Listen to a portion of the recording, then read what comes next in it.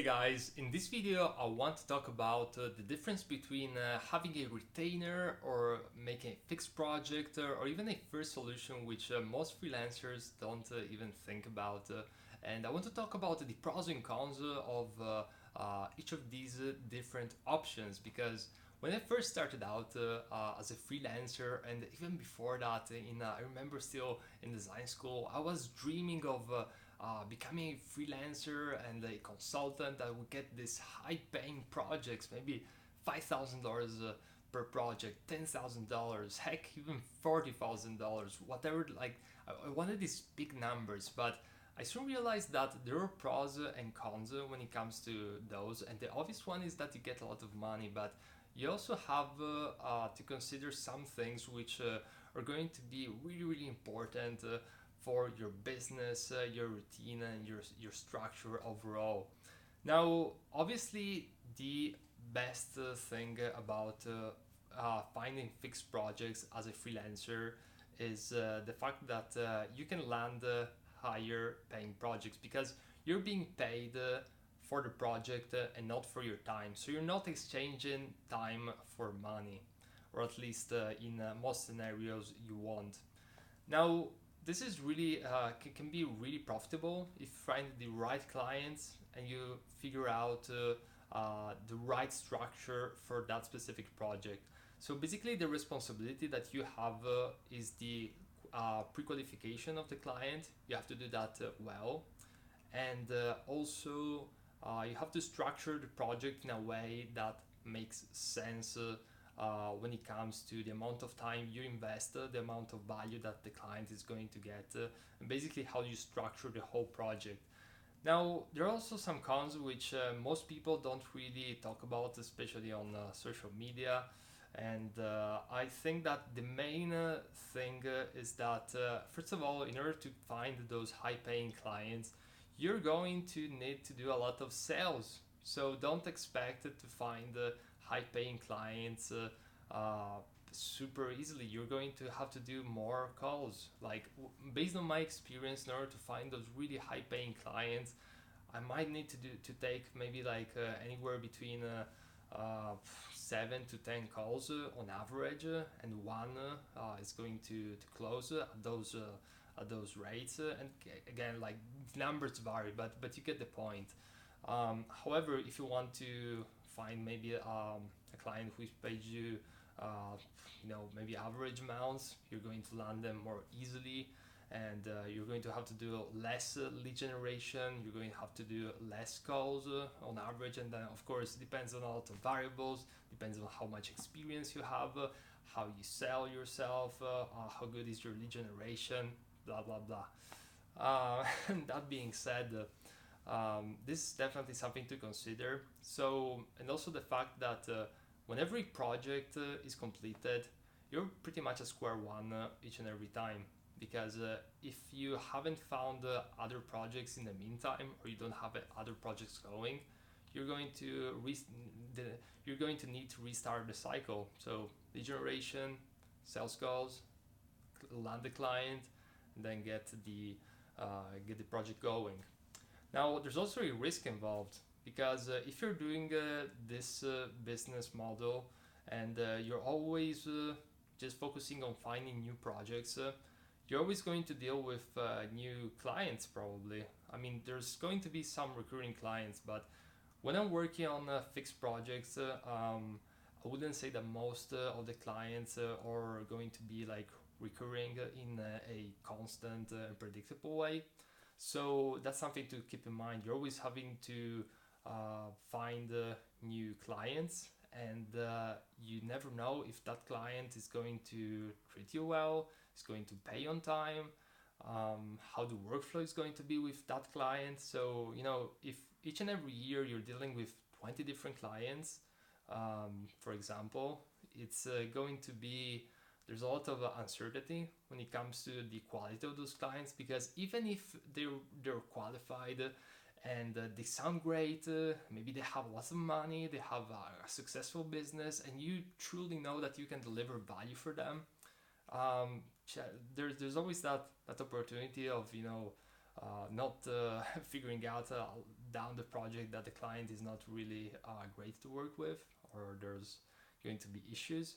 And I myself faced this multiple times, and it's a learning curve and all that. But that's definitely something to consider when it comes to down to the business model of finding projects all the time. So that being said, I think that finding that working on fixed projects is a great thing. You should definitely do it. You also learn a lot in the process, especially when it comes to structures and figuring out SOPs for your business and all these things. It's really cool. Plus, you work on a variety of projects, which keeps you young and interested in. It's just an interesting way to approach your and structure your business. Now, that being said, when it comes to retainers, there are some pros and there are also some cons. Now, I would say that the cons of a retainer is that usually you're going to get paid on based on your time, and usually you're going to get paid less than what you can with fixed projects. At least based on my experience, that was what usually happens on average. And I would say that one of the pros of working with retainers is that once you find that really good client that treats you well and you can deliver value for them consistently, you're both happy, and you both have created a successful relationship between the two of you. It's something which is really good because you're always working with that client where you're working well together. You're going to get paid with constantly, and with fixed milestones, and overall you're working really well together. So there isn't this constant wondering, month by month of hey, is the new client that I just onboarded, am I going to work well with them?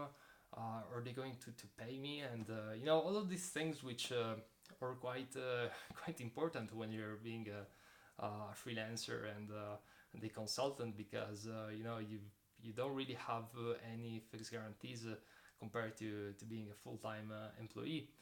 So these are things which are definitely important, and my best suggestion, or actually, it really depends on your personality type, especially if you're really into sales, if you really like the marketing aspect of just constantly like finding new leads and doing a lot of sales calls. You can totally make a killing just doing projects.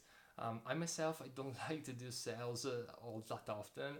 I can definitely do it. I have like so many ways to find new clients. I'm totally like not worried about that at all. But I don't really like the idea of on a weekly basis doing a lot of outreach, doing a lot of sales calls. I'd rather keep that to a minimum, and if possible, I don't want to do it, just because I really enjoy just doing the design work and focusing on that. That's where I get the most joy and fulfillment out of. But that being said, what my current business structure is that I have two retainers, and then I do some fixed projects for other clients, and most of the fixed projects are with clients which I already worked over the past 1/2 years, so I already know them. And I think that at the moment it's working really, really well, because with my retainers I have more than my living expenses covered, so I can sleep like an angel at night when it comes to that. Even if one of these retainers would go off, I will still have my living expenses covered, so that's totally cool.